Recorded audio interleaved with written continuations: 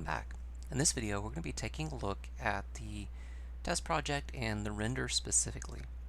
Next video we're going to take a look at how to change the image to fit our project, and we'll be creating a brand new project for that. For right now we're just going to play around with setting the background color and playing around with the draw. So you notice it says red 1, green 0, blue 0, and alpha 1. The red, green, and blue should be float values that are between 0 and 1.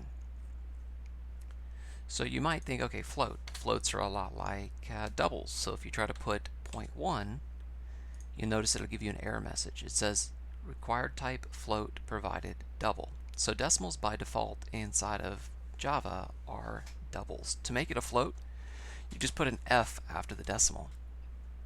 So now we're going to give it a little bit less red, and let's give it a lot more green. Let's go ahead and run the program, and the background color should have changed. So there you go, a lot of green, a tiny bit of red. The alpha level changes the opacity or the transparency of the color. That doesn't really help a whole lot with background colors because they're not overlaid on top of other colors themselves. You can play around with it a little bit if you want to, just to see the effects on your screen, but you notice it still looks almost exactly the same as it is before.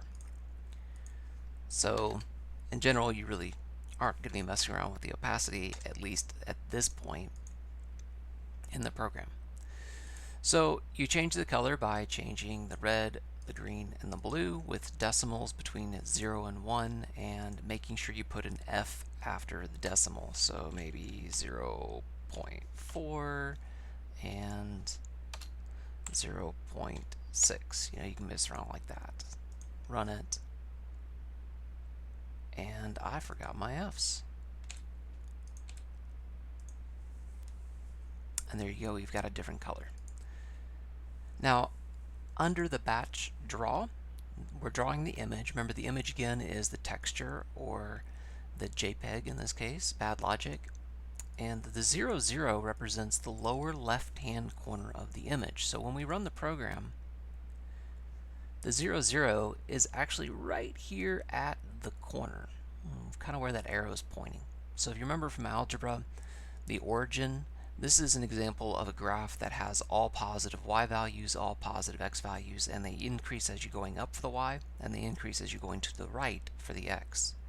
And as far as the image is concerned, the batch is going to draw the image starting with the lower left-hand corner being that value we provide up here.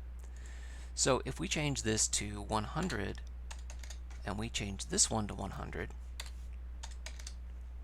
and we run it again, it should shift the image over 100 units to the right and up 100 units.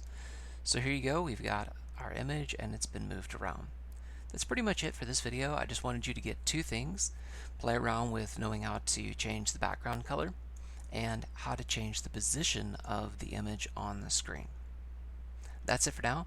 I look forward to seeing you in the next video, where we're going to draw a custom image and upload that image as we create a new game as well.